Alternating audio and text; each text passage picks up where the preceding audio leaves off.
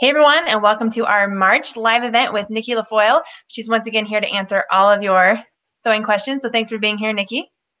Thank you. I'm glad to be here. Of course. So first, before we get into questions, we want to talk about free stuff because we all love that. And National Sewing Circle is currently hosting a new sweepstakes. And so there is a banner located on the page where you're watching this video. And if you click on that, it says it's an OttLite giveaway. You can enter to win an OttLite floor lamp, and it has even a little ledge where you can put your patterns, your phone, your iPad, whatever you look at your patterns off of. It even has a little charging station on it, so you don't have to worry about anything dying. It's a really awesome tool. So you definitely want to click on that banner, enter your email address, and that will enter you into the sweepstakes. So Nicki, do you have an OttLite? I don't, but I'm definitely going to be entering that sweepstakes because it sounds great. Yeah, I have one. I love it. It's a littler one than the one you're going to win if you win the sweepstakes, but I definitely love OttLites. All right, so we're going to move into our questions, and our first one here comes from Corliss, and she says, do you choose your fabric colors by season or by mood in the moment? Well, I am kind of a impulsive, seat of my pants fabric purchaser. I buy whatever catches my eye. I don't consult the color of the season or, whatever color is trendy. I just go by what I feel would be right for the project and what I like. Sometimes when I'm doing a project, obviously I have some certain framework that I need to work within, but I always tend to gravitate toward like pink and purple pastel florals, which obviously. I was going to point that out, but you did it for me. Yep. So that's kind of what I gravitate toward. It's kind of just whatever mood I'm in is what I snag. So I have to say I'm kind of the same way, and ironically, my favorite color is gray, which happens to be what I'm wearing right now. So how do you pick colors if you're making something for somebody else, or maybe somebody that you don't necessarily know, maybe what they like or what their favorite color is? Yeah, doing something for someone else is tricky, especially if it's clothing. So if you're doing clothing, there's a ton of information out there on how to choose colors that are right for your skin tone and your coloring and everything. But if you're doing something just for someone else in general, sticking to more neutral colors is a good idea. Things that are classic, like if they want a pattern, plaids are great. Florals obviously are always in style. But in sort of more neutral colors, because a bright pink is going to look great on some people and on other people, not so much. So keeping things more neutral is a good idea. And there's a ton of fabrics out there that are more in the neutral category, beige and gray, that are still stunning. You don't need to have really bright colors to make something classy and beautiful. So that would be my advice for sewing for someone else: is keep it kind of neutral, and you'll appeal to a wider range of people. Absolutely, and of course, always stunning. Yes, absolutely. Now this kind of goes along with what you were talking about, but Kathy wants to know if you have any tips for picking colors for your project. So since you've just kind of talked about colors, can you maybe touch on how you match maybe prints and prints, or if there's certain prints you don't want to put together, or things like that in terms of picking fabric? Yeah, so a lot of times fabric companies will have collections put together, which helps a lot. They'll have a couple of different like brighter prints, and then a lot of times they'll have more subtle prints that kind of go along with them, so you can pair things together. If you want to branch out and grab fabrics on your own from different collections just in the fabric store, you can go a couple different ways. So you can consult the color wheel and do something like you can do a monochromatic thing, just pick one color. You can do colors on opposite ends of the color wheel. I forget what color scheme that is called, but if it's opposite on the color wheel, they the colors go together really nicely. And then there's the triadic color scheme where you pick 3 colors equidistant on the color wheel and put together colors like that. So on your project and depending on your personal style, you can go that route. I tend to pick one print, and if I want to do like an accent color off of the print, I'll make it neutral or not another print, or a very, very subtle print that takes a color from the more poppy print that I've chosen. So when I'm making a purse, a lot of times I like to do the outside in a nice bright print that will grab you, and the inner lining I'll do in either another subtle print or a neutral. And then if there are any accents on the outside of the purse, I'll want to keep that neutral as well in a complementary color to that nice bright print. But I have found, for me anyway, you know, this is very subjective. It's different for everybody, whatever your eye likes. But for me, if you try pairing too many patterns together, too many prints, it can start feeling noisy. It's different prints are trying to grab your attention. So if you have one main fabric that's got the interest on it, then you can accent it and complement it with other fabrics that are more toned down. Perfect. Absolutely.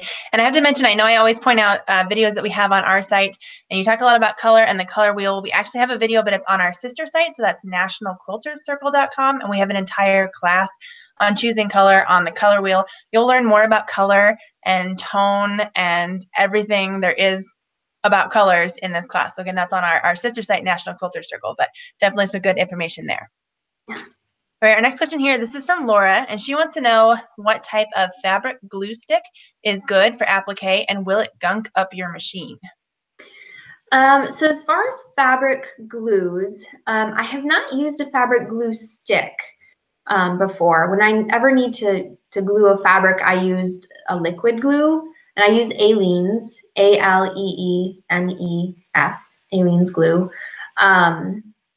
And I think glues that are meant for applique and things like that are made so that they won't gunk up your needle.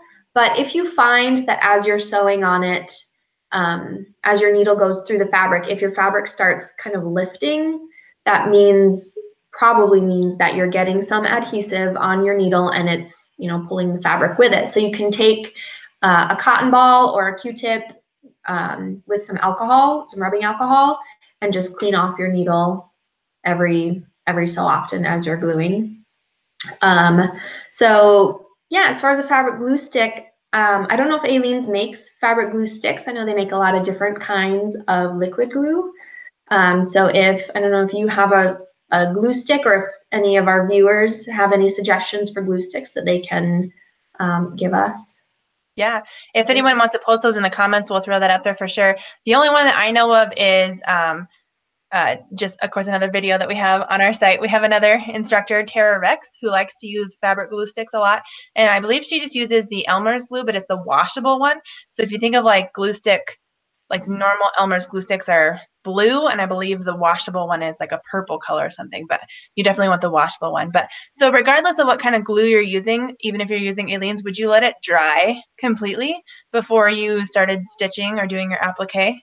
Yes, if I was using the liquid glue, for sure, let that dry before you start sewing on it, and that will definitely cut down on the amount of glue that does end up getting on your needle.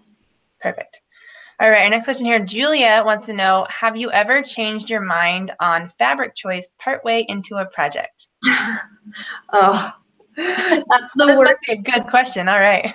That's the worst feeling in the world, when you're like halfway through a project and you step back and you look at it and you're like, oh no, I made the wrong choice. And it's hard because a lot of times I shop for fabric online too, and that is so hard to get the feel of the fabric and the color when you're shopping on a screen instead of feeling something in the store. So sometimes I'll get some fabric shipped to me and it will not be quite what I thought it was, or when I'm stitching it up in the project, sometimes it starts to look different than I imagined it would. And so yeah, I have regretted fabric choices halfway into a project, and that's hard. That's a little soul crushing because you don't have many options. You can either start over with a different fabric, or maybe do something to save it, like add in different accent fabric somewhere and try to cut down on the amount of that regrettable fabric that you're using.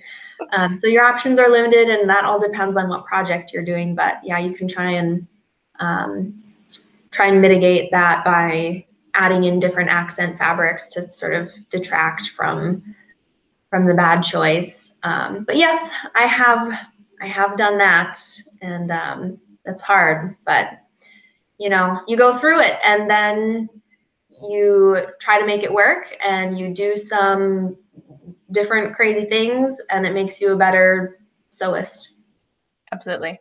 Since you mentioned ordering fabric online, so the only place I've ever ordered fabric online from is fabric.com, and you can actually order, it's called like a sample swatch, and you just get like a little square that works best for, comparing colors and things. You can't really get a good feel for the fabric, but are there other places that you can get samples first that you order from?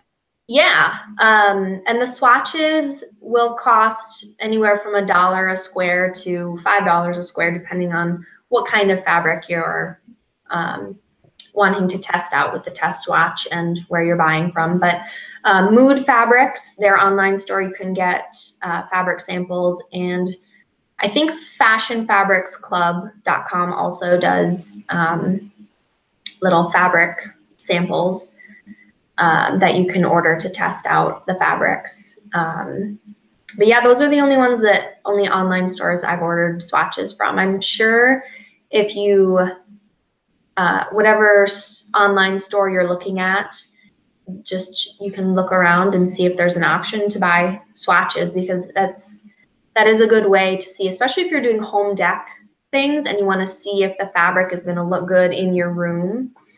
That's a good idea to do for sure. I love the little sample bags that are hanging on the rolls of home dec fabrics and vinyls and stuff. And sometimes I like to take a couple, even if I don't have a plan for them. And I always think that, I'm going to sew this together into the most amazing patchwork thing ever. So I just have a little basket going of all my little samples. All right, our next question here. This is from Christine, and she wants to know if you think there is a big difference of quality in fabrics. For instance, one's purchased at Joann's versus a quilting store or a dedicated fabric store.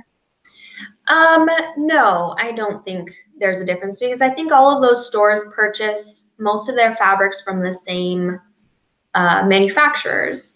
So the fabric stores like Joann Fabrics will purchase their bolts of fabric right from the manufacturer. So whether it's Cotton and Steel, Michael Miller Fabrics, Cloud9, those are the manufacturers of the fabric, and then Joann Fabrics just places orders with them, and that's how they get their fabrics. And I think it's the same for smaller fabric stores as well, unless you get a real, real grassroots independent store that's making their own fabric. I think there would be a big difference there. But in general, even the independent mom and pop shops place their orders through the same fabric manufacturers as the bigger box stores. So they might have different selections, cuter prints, what have you, but I think it's going to be a lot the same. Do you find there's a bigger markup in some of those smaller stores on the same brand, say Robert Kaufman, Michael Miller, like you said, than in a big box store? Yes, unfortunately there is, and that's just, that's a business fact. Joann Fabrics orders more in bulk, and they can absorb more of the cost, whereas smaller stores, they have a smaller operation to keep running, and so there is probably going to be maybe a little bit more of a higher price there, but then you get, you know, shopping locally at those stores, you get more personal service. You can ask them your questions. And I know you can at Joann Fabrics too, but I usually don't because there's, you know, there's people in line, you know, trying to buy their stuff. And, you know, a lot of times it's a high school kid cutting my fabric anyway, and I don't think they would be able to answer my question.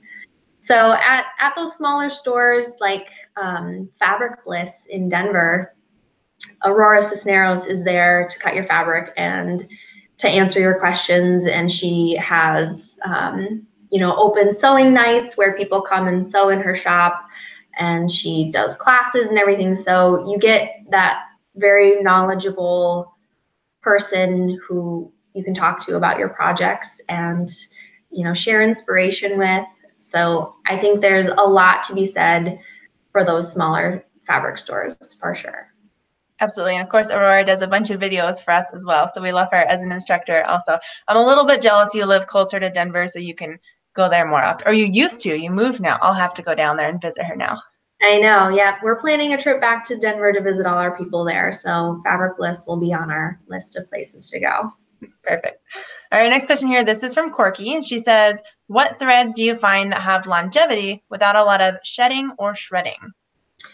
So threads, this is probably maybe along the same lines as the fabric question too, because as far as thread goes, I haven't found a lot of difference in the thread brands. Usually I just go and I bring my fabric in and I pick whatever thread brand has the color that best matches my fabric.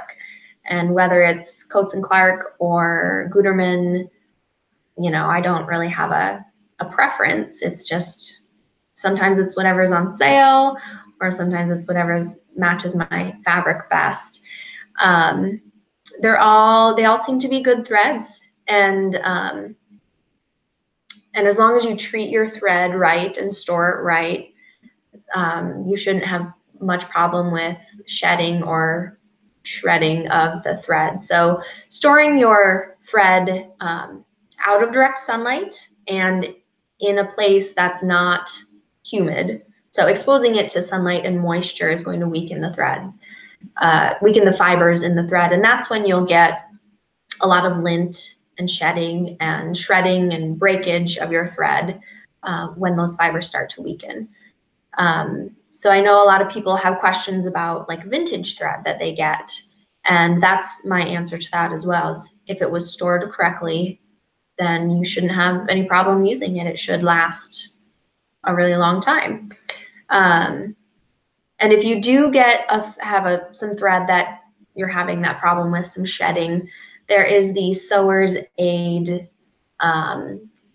thread conditioner, I think is what it's called, that you can just run a line down the spool, and a lot of times that will help the thread. If it's too far gone, then maybe there's nothing can be done to save it, but you can give that a shot, and it might help repair some of that damage and cut down on the shedding and breakage.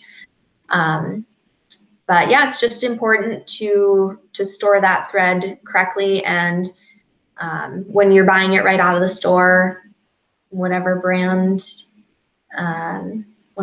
on sale. That's my advice. So when it comes to shredding, doesn't that normally have to do with the needle even too, more so than say the quality or the age of the thread? Right. That's a good point. I think that the quality of the thread would probably be the #1 problem if you're getting a lot of that shedding and a lot of lint. But if you are getting thread breakage, it might not be a problem with the thread. It might be a problem with the thread needle combination. So you want to make sure you're using a needle that is correct for your thread as well as your fabric. So if you're using a needle whose eye is too small for your thread, that creates extra tension on the thread as it passes through the needle eye. And not only will that affect your tension and give you lots of tension problems and thread nests and everything, it can also cause that shedding and thread fraying and breakage. So if you're using like a top stitch thread, you want to make sure you're using a top stitch needle, which has an elongated eye to make room for that thicker top stitch thread. And if you're using metallic thread, you want to use a metallic needle. Again, it has an elongated eye because metallic thread is not actually a thread, it's just a very thin ribbon. So that's a little bit thicker than a normal thread. So you want to make sure that has room to go through the eye so it won't shred and break. Yeah, so that's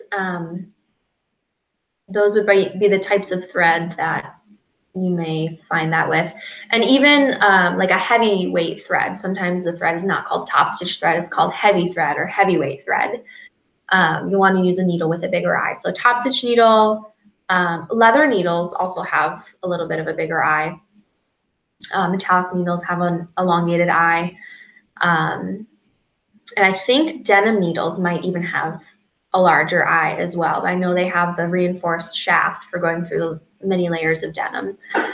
So that is helpful. But yeah, matching your needle to your thread is definitely an important step in that process, and cutting down on thread breakage. Yes, perfect.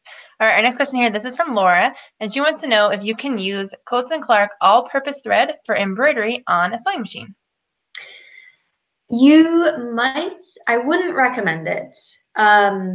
Embroidery, so the embroidery machine moves at such a fast speed that I would just recommend using embroidery thread for it, or a lot of times rayon thread, even if it's not marked embroidery thread, the rayon thread is good for embroidery because it's got a good tensile strength. But all-purpose thread is it's a polyester thread at its core. It's cotton wrap, so it's got a little give to it. I don't think I've ever tried to use all-purpose thread, or maybe I have. It's been a long time. I remember we had at the Sew News offices, we had baskets and baskets of thread, and I think maybe I would just go pick through for color rather than seeing what kind it was. So I'm trying to remember, because I don't have an embroidery machine of my own. It's been a long time since I've done any embroidery. I know you want to use an embroidery needle, that's for sure, because of the speed of the machine and how many times it pierces the fabric. There's just a lot more stress put on the needle and the thread as you're stitching out an embroidery design. So I would actually probably have to look into that before I could give a 100% clear answer. Sorry, I know I'm not real clear on that. I'm a little wishy-washy. It's been a long time since I've done embroidery. I know they sell embroidery thread that is just, for machine embroidery, and I'm guessing that it's made for that stress of the high speeds of the embroidery machine. But as far as using all-purpose thread on an embroidery design, I'm not 100% sure. Ashley, do you have any insight you can offer? Well, I mean, I did do it once. I got an embroidery machine that was given to me, and so I decided to just try it out. And I did. I just grabbed whatever thread, and I did use, I believe it was just the Coats & Clark thread, all-purpose one. And I think it was, like you mentioned, because it has a little bit of stretch, I seem to always have a tension issue. Like no matter what I did, you could always see a little bit of the bobbin thread pulling up. And I don't know if that was the thread was stretching a little, and then I don't know. So I had nothing but problems. And I definitely like embroidery thread better because it's a little bit shinier and prettier. And I think it just looks better in terms of embroidery. And it looks more like what you would find if you had somebody do your embroidery for you, or you purchased like a pre-embroidered patch or something. So I think it has something to do with the slight stretch of the thread, like you mentioned. Yeah. I think now that we're talking about it, the memories are coming back to me. Those terrible memories of stretching thread. of embroidering in the Sew News office. And yeah, I think you want to stick with embroidery thread specifically made for that purpose, and it'll just give you a better look and a better experience all around. Yeah, the one little side note I'll add to that is, since she mentioned embroidery on a sewing machine, if you're going to do, I'm going to call it monogramming as opposed to embroidering, where your sewing machine can just stitch out some simple letters, that I feel like is totally fine to do with your regular all-purpose thread, because it doesn't go very fast. It's essentially the same as stitching a buttonhole. So I feel like small things like that is fine to do with all-purpose. But I mean, if you're doing an actual big design, whether that's on a sewing machine that has embroidery capability or a full-on embroidery machine, that's when you want to use that embroidery thread. Right. Yeah. Embroidering, if you're doing it on a sewing machine and just doing like a decorative stitch or something, then yeah, I think all-purpose thread would be fine for that, because like you mentioned, the speed is going to be slower, and it's not, yeah, because I think it's the speed at which the embroidery machines work that that makes it necessary to have a special thread. Yes, absolutely. All right, next question here. This is from Ginny, and she says that she's having a difficult time finding a 22-inch separating zipper. Any suggestions? Everyone seems to have 20 or 24-inch. Yeah, so when you go to a fabric store or your craft store, they will have a limited selection. So if you're having trouble finding something, I always recommend go online, type it into your search bar. And in addition to the bigger box online stores like fabric.com or even amazon.com, where you can buy whatever you want, they have online stores that are more specific for, like, just for, there's online stores just for buttons. There are online stores just for zippers, such as, I just pulled this up, zipperstop.com. Any size you want. There's an option for custom. They'll like custom cut your zippers for you. So this YKK number 5 molded plastic separating zipper, 22-inch, I just selected, is $1.90. So, and of course you can buy just one. You can also buy in bulk. If you buy more than 11, you'll get a little bit of a discount. So the more you buy, the more you save. I know that you can get in trouble there, but that's an option. And yeah, fabric.com has fewer options than ZipperStop, but probably more options than going to Joann Fabrics. And they have their plastic molded teeth, and they have metal teeth options, and those look like they're around $3 a zipper. And I don't know what you'll pay for shipping. You'll probably pay some shipping too. If you shop on Amazon, for a lot of purchases, you won't have to pay tax. And if you have Amazon Prime, you get free shipping. I have Amazon Prime, and we buy a lot of things on Amazon, so it totally pays for itself. So I always recommend going on Amazon. And if you're shopping for zippers through Amazon, a lot of times their provider is going to be YKK or ZipperStop even. So you're getting the same product, but Amazon is just kind of the middleman. So you can type in whatever you want into your search bar, whether you want a 22-inch zipper or 15-inch zipper, whatever you want. Type that in, and you'll come up with a lot of different options. Perfect. So when I first read this question, my first thought was, well, just buy the 24-inch and then shorten it. But should you shorten a separating zipper since you're going to be getting rid of one of these zipper stops? Is there a way to do that without ruining it? For a separating zipper, I don't know if you can just shorten a zipper, because you want to then have the stop on the bottom. And yeah, I don't know how you could go about shortening the separating zipper. I know if you're doing just any other type of zipper, even if it's a metal teeth zipper, you want to shorten it to put in the top of a purse or a dress or something where you're not going to see the bottom. You're not going to need to separate the zipper. You can do that. The plastic teeth zippers are really easy. You can just do like you would do like if you were stitching on a button on your machine. disable the feed dogs, get your zigzag stitch and stitch across the teeth a couple times, then just snip off the tape below your, essentially you're creating a zipper stop with thread. Just cut off the excess on the bottom, leaving yourself a 1/2 inch or something.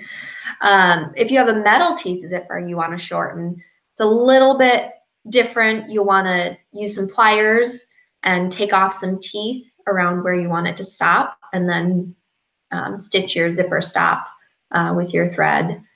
But yeah, for a separating zipper, I'm not sure about that. I would just go online and try to get it to your specific length.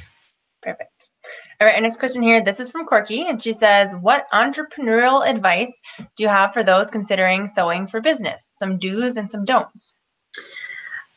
Sewing for business, that is tough. I think that's kind of specific to maybe your area. If you want to sell, if you want to have a storefront or just sell in your community versus if you want to sell online. So I guess my main advice for that would be to research the market wherever you're going to sell, whether it's locally or if it's on the internet. See what the market is, what the need is for the product that you are making, and what competition you've got and what their prices are, and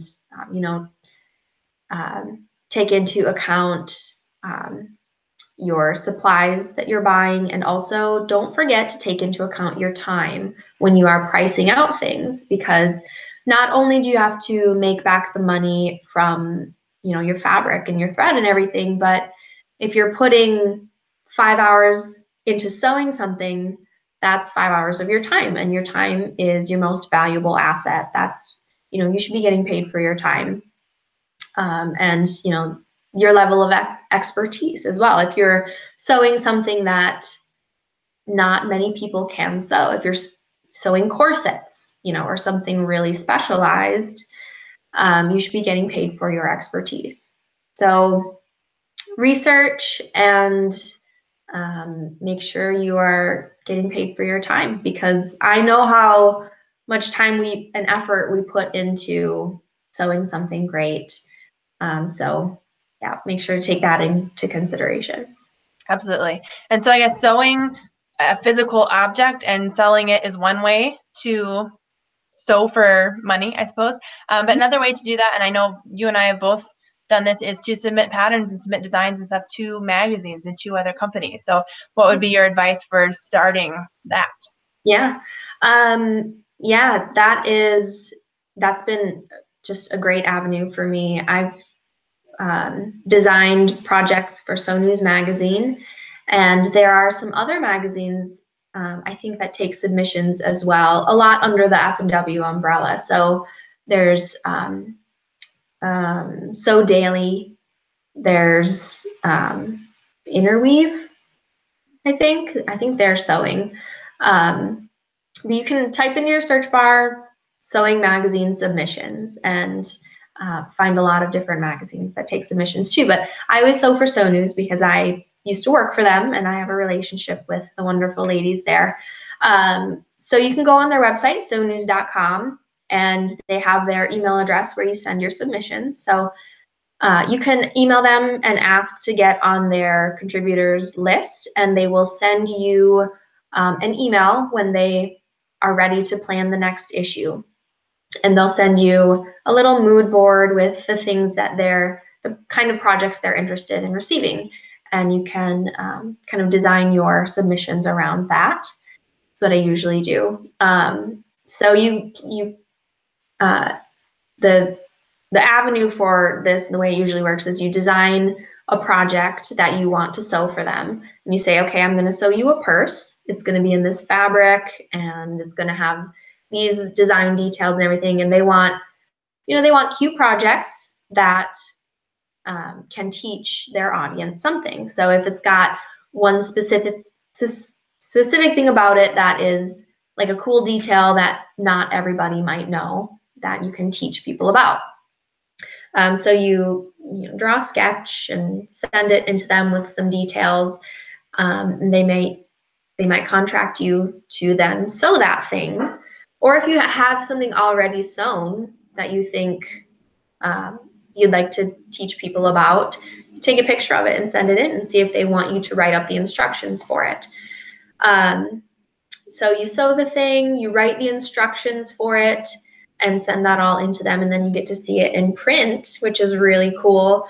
They style it and take professional pictures of it, and then they'll send you a copy of the magazine afterward, and they'll return your project to you, so that belongs to you. And it's a really cool thing for the hobby seamstress, just a little part-time kind of freelance thing. So you can get paid for your sewing knowledge, and you essentially become a sewing teacher. You're teaching people how to sew this specific project, and you get paid for your time and get to see it in print, which is really cool. So yeah, that's definitely an avenue to do, to use your sewing knowledge to get a little extra cash. Yeah, absolutely. All right, our next question here, this is from Phoebe, and she wants to know, how do I shop for a sewing machine that is heavy duty, one that is good for multiple layers of heavy materials? So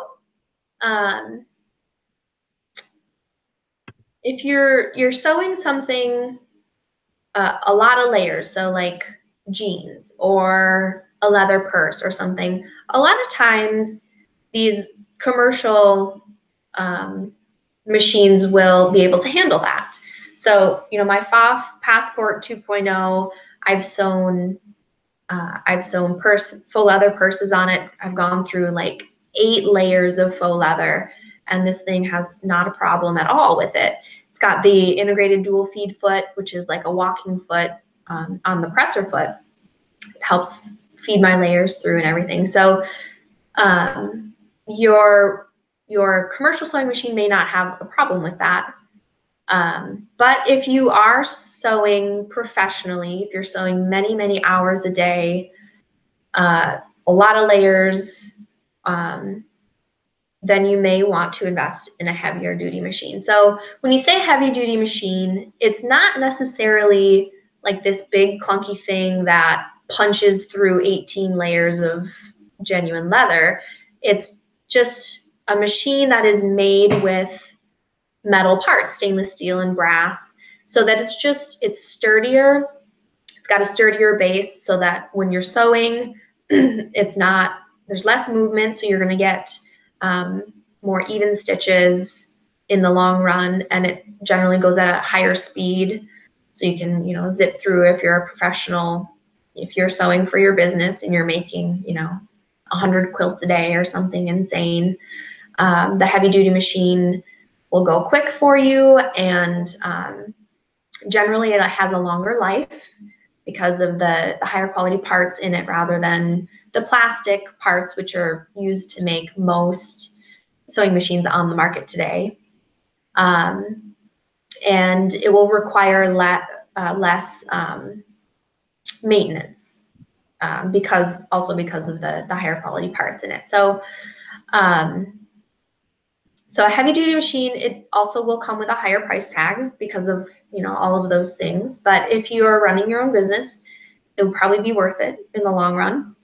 So as far as how to shop for it, where to shop for it, what's the best one, you can go to a sewing machine dealer, and not all sewing machine companies sell heavy duty machines. A lot of them are just the machines that are most prevalent in the marketplace, made with the plastic casing,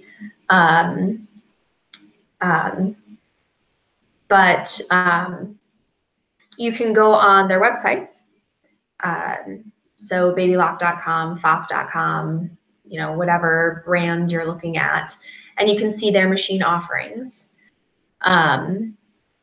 And if there's a dealer near you, you can call ahead, see what they've got in stock, see if they have any heavy duty machines. You can go in and test drive, or you can start your research online as well, and go on their website, see what they have to offer, but also just typing into your search bar best heavy duty machine or heavy duty machine reviews. Or another search term that I was looking at is I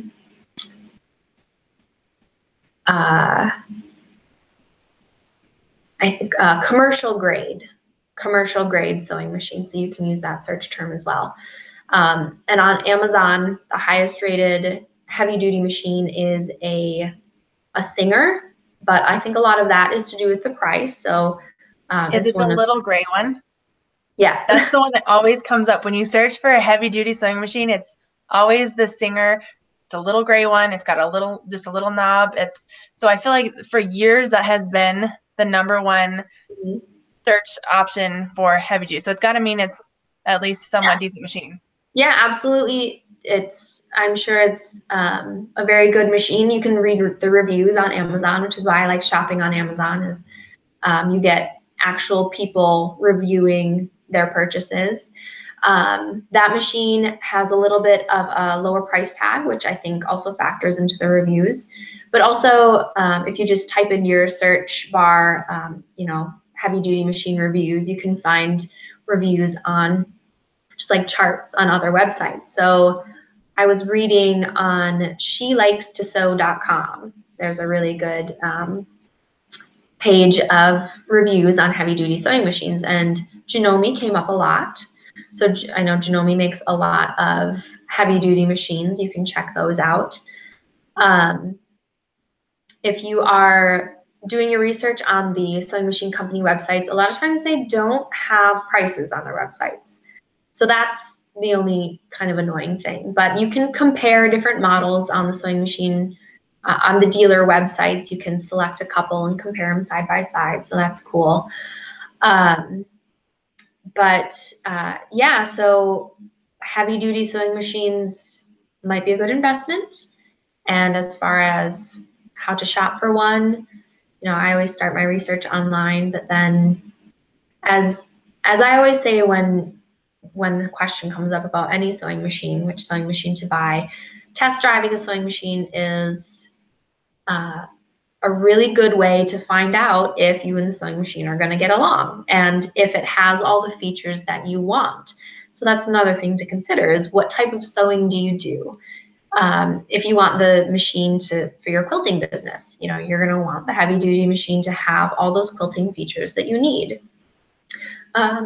So that's just important to take into consideration.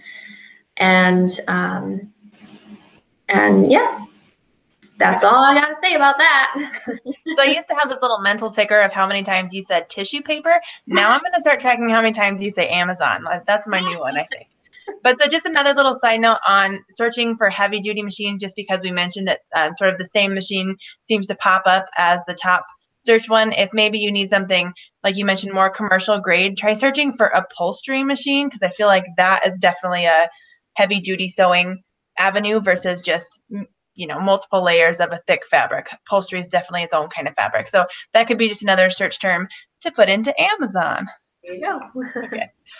Going along with heavy duty fabric and heavy duty sewing, our next question here, this is from Jackie, and she says that you've mentioned changing your needle after sewing on paper, things like that, because it dulls your needle, or just making it a dedicated paper needle. Does the same thing apply for vinyl or other thicker fabrics?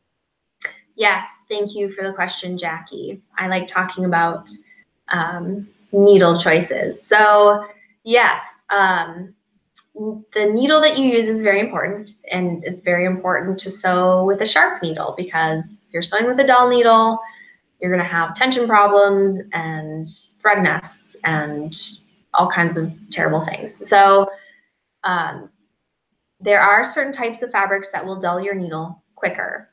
In general, if you're sewing just on like a quilting cotton, every 6 hours or so of sewing time on that needle, you're going to come to the end of the life of the needle.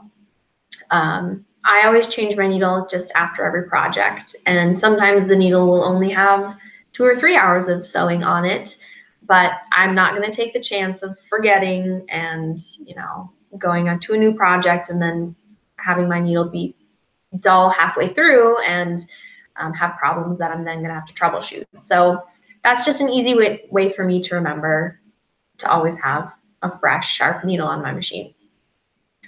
So fabrics that dull your needle faster: fleece, fabrics that have the silver flecking in it that make it heat resistant, like if you're sewing hot pads, that like batting, that'll dull your needle faster.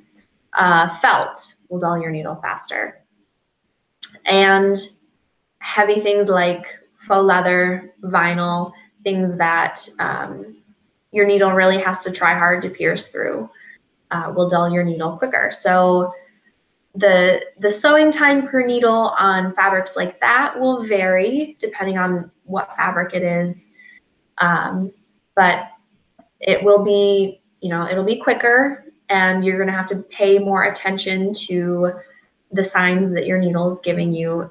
If your fabric starts to jump up and down on the machine bed and you hear a little thunk, thunk, thunk noise as the needle's, trying to go through the fabric, that the motion of the fabric on the machine bed is called flagging. And make sure you pay attention to if you hear that noise. That means your needle is getting dull or is dull and requires a change. So yeah, just pay attention. Minky is another one that is kind of like fleece, that will dull your needle quicker. So pay attention if you're sewing like a fleece blanket or a minky blanket, you got really long seams that you're dealing with. Pay attention to that. And yeah, make sure you've got plenty of extra needles on hand to change them out, because that's a really important part to make sure your sewing goes smoothly and your project turns out the way you want it to. You're always so proactive about that. I just kind of wait until there's a problem and then I fix the problem. Like, I like to get as much life out of my needles as I possibly can. Like, I cannot even remember the last time I bought a pack of needles. So I'm really stretching them thin.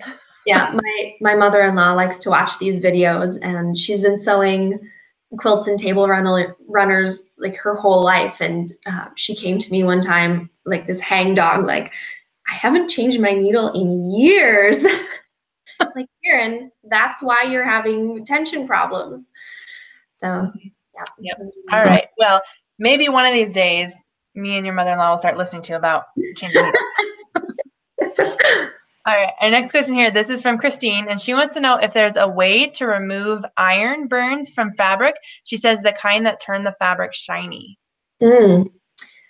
So yeah, when your iron heat is too high, and you kind of scorch the fabric and it gets that shiny look, I'm not sure if there's a way to kind of undo that. You can wet it with a little water and try and kind of scrub it together to see if you can get those fabric fibers to loosen up again and get rid of that shiny look.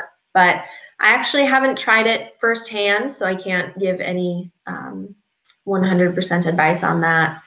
But make sure your iron heat, if you are at all questioning what the fiber content is of the fabric you're ironing, start with a lower heat and test it out. And whenever you can, iron from the wrong side of the fabric instead of on the right side, and that'll cut down on giving your fabric a shine. Absolutely. I've only ever accidentally done that when I've been trying to press something like cotton. You don't usually have a problem pressing or creasing, but if anything has like a little bit of polyester into it, and I kind of am just assuming that's like melting the fibers. I don't know if there's really any way to unmelt them to get them to look back how they did before. So yeah, definitely depends on what your fiber content is of your fabric and whether you could possibly remove that or not. Yeah. So, all right, speaking of needles, our next question here, this is from Stacy.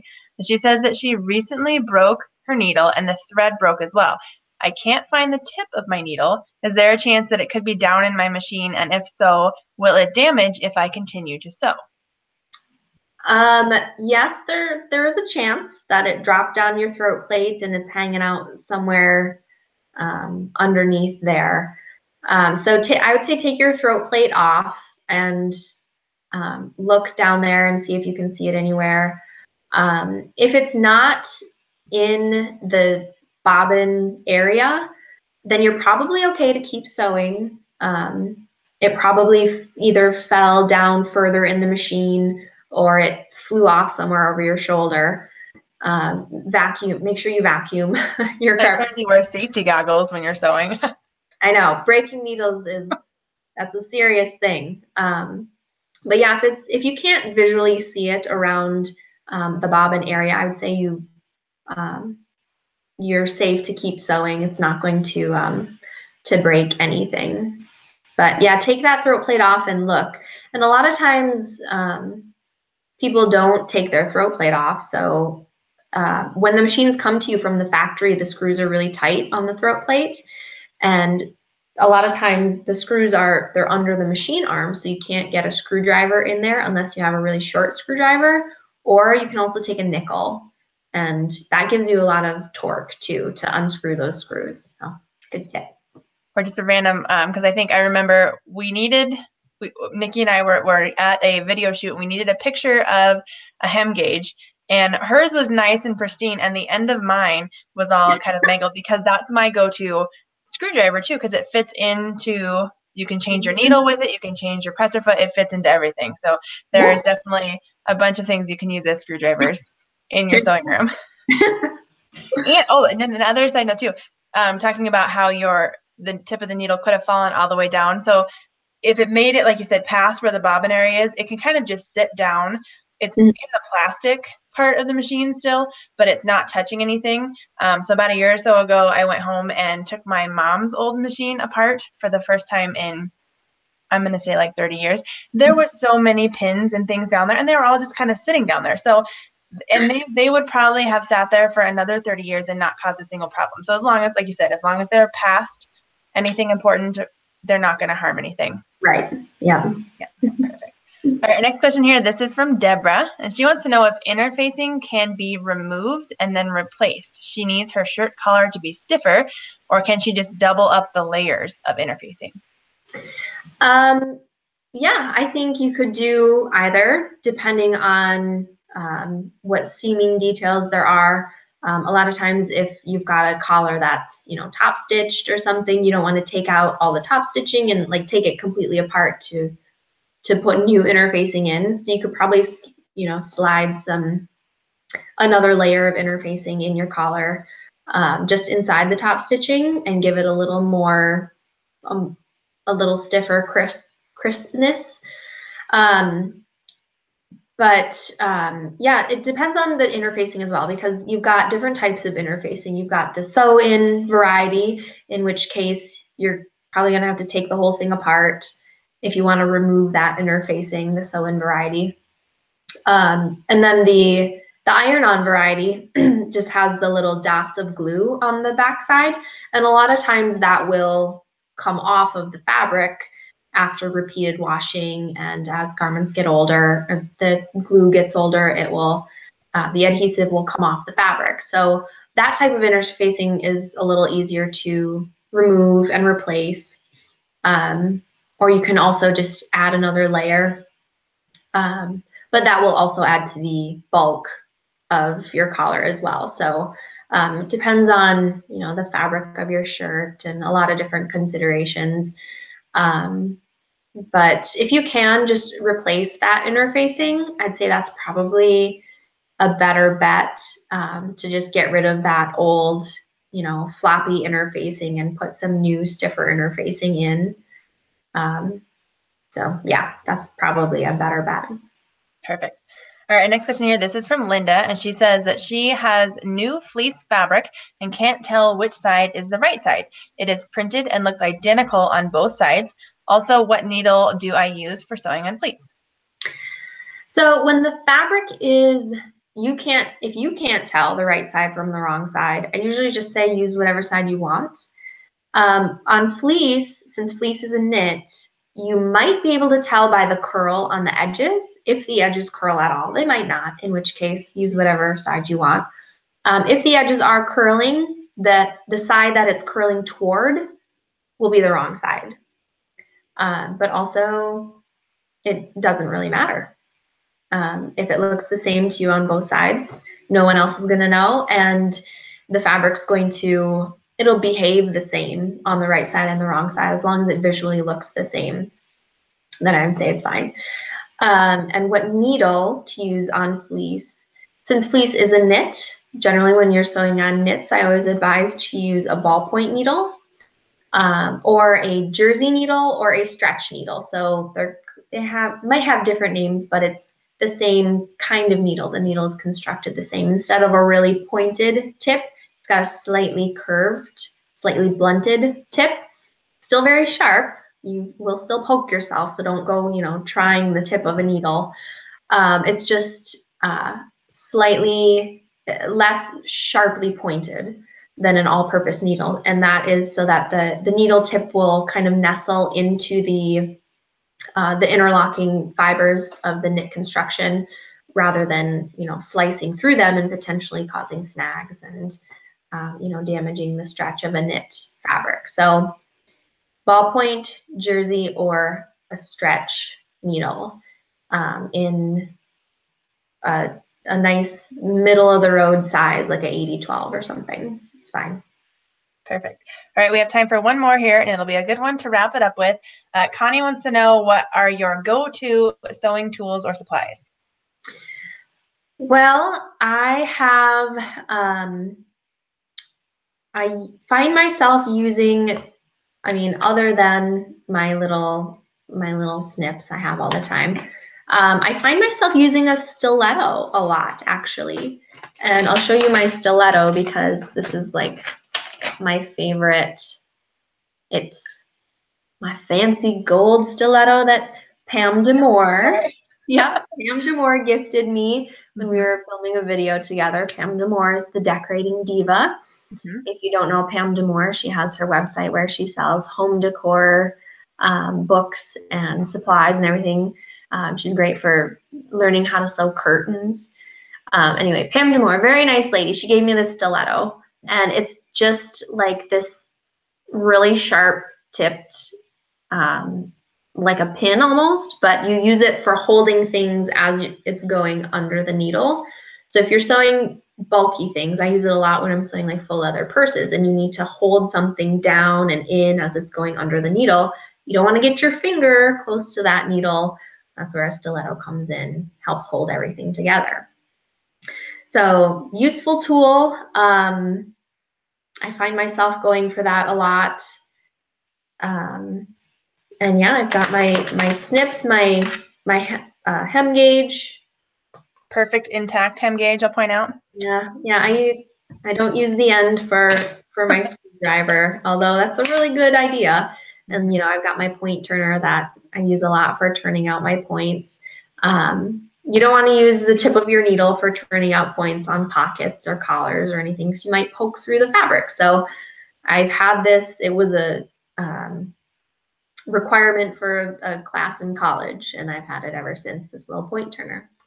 And of course, I have my French curve ruler and my 2-inch wide, just 2-inch wide, 18-inch long, blue clear ruler that I use for all my pattern making things. I reach for those a lot too. So yeah, those are my most used tools.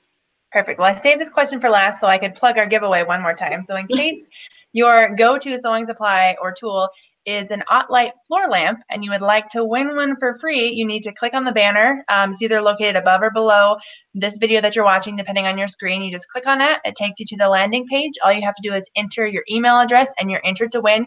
You do have to enter before the 30th. That's when the giveaway ends. But again, it's an OttLite floor lamp and you can win one for free. So definitely enter for that. And thank you again, Nicki, for being here tonight to answer all of our sewing questions. And we will sort of preview, we have some changes coming up in our live events. They're going to get really fun and interesting. So definitely tune back in next month to see what we have in store for you then. So hope everyone has a wonderful night. Good night.